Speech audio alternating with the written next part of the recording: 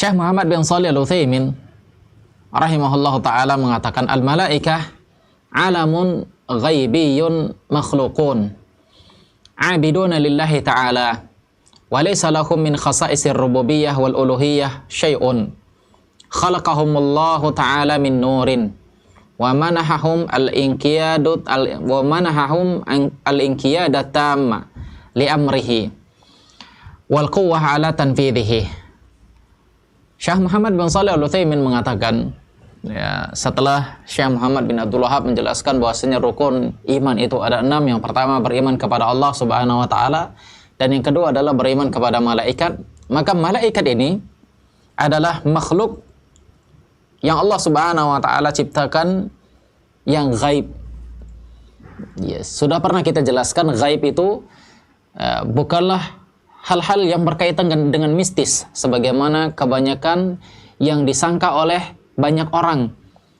Gaib adalah sesuatu yang tidak bisa dilihat atau dirasakan oleh panca indera manusia. Ya, tidak bisa dilihat oleh manusia. Ya, tidak bisa dipandang oleh mata. Ya. Namun bisa dirasakan oleh indera yang lain. Contoh seperti angin. Angin adalah sesuatu yang tidak terlihat oleh mata kita. Tapi angin itu ada karena kita bisa merasakannya. Maka angin ya, tidak terlihat oleh indera kita.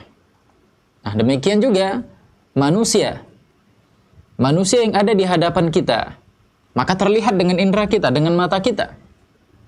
Namun manusia yang tidak di hadapan kita, misalnya anak-anak kita atau keluarga kita yang sedang berada di rumah, sedangkan kita berada di kantor, maka tidak terlihat dengan mata kita dan tidak terlihat dengan indera-indera kita.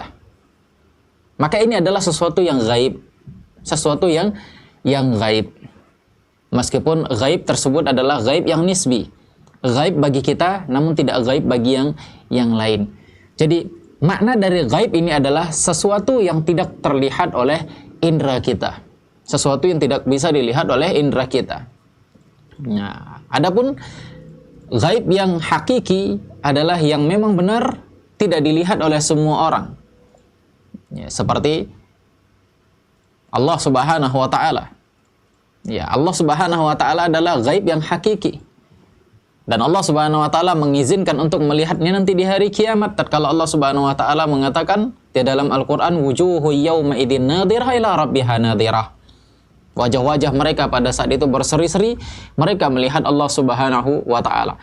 Adapun sekarang, maka ini adalah gaib yang hakiki.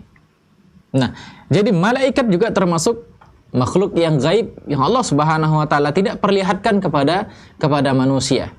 Kecuali orang-orang yang diberikan izin oleh Allah Subhanahu wa taala untuk melihat wujud asli mereka. Abiduna lillahi ta'ala. Mereka senantiasa menyembah Allah Subhanahu wa taala. Mereka adalah hamba-hamba Allah Subhanahu wa taala sebagaimana kita, sebagaimana manusia. Mereka adalah hamba-hamba Allah Subhanahu wa taala. Walaysa lahum min khasa'isir rububiyyah wal uluhiyyah syai'un. Dan perlu kita perhatikan, perlu kita ingat bahwa tidak ada satupun makhluk Allah Subhanahu wa taala yang punya hak rububiyah ataupun hak uluhiyah. Tidak ada satupun makhluk Allah Subhanahu wa taala yang tidak punya hak sebagai Rabb, sebagai pengatur alam semesta, ataupun sebagai sesuatu yang dia disembah. Termasuk malaikat. Malaikat tidak punya hak untuk mengatur alam semesta, untuk berserikat dengan Allah Subhanahu wa taala mengatur alam semesta. Demikian juga malaikat tidak punya hak untuk disembah, untuk diibadahin selain Allah Subhanahu wa taala. Maka mereka tidak memiliki kekhususan dalam rububiyahnya Allah Subhanahu wa taala ataupun dalam uluhiyahnya Allah Subhanahu wa taala. Khalaqahumullahu taala min nur. Dan Allah Subhanahu wa taala ciptakan mereka dari cahaya. Dan Allah Subhanahu wa taala berikan kepada mereka anugerah. Allah berikan kepada mereka kepatuhan dan ketundukan terhadap perintah-perintah Allah Subhanahu wa taala. Dan Allah berikan kepada mereka kekuatan untuk melaksanakannya. Allah berikan kepada mereka kekuatan untuk melaksanakannya. Berbeda halnya dengan manusia.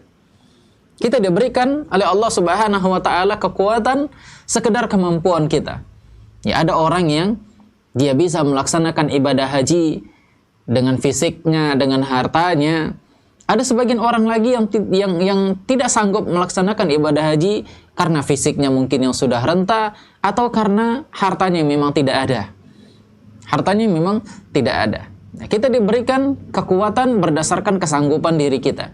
Adapun para malaikat, mereka diberikan kekuatan oleh Allah Subhanahu wa taala untuk memikul, melaksanakan apa saja perintah dari perintah Allah Subhanahu wa taala.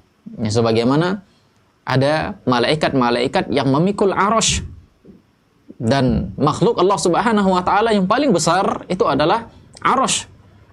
Nah, ada malaikat-malaikat yang memikul arasy. Nah, demikian juga ada malaikat-malaikat yang menarik neraka dan yang lain-lain. Ikhwan fillah wa akhwati fillah rahimani wa rahimakumullah.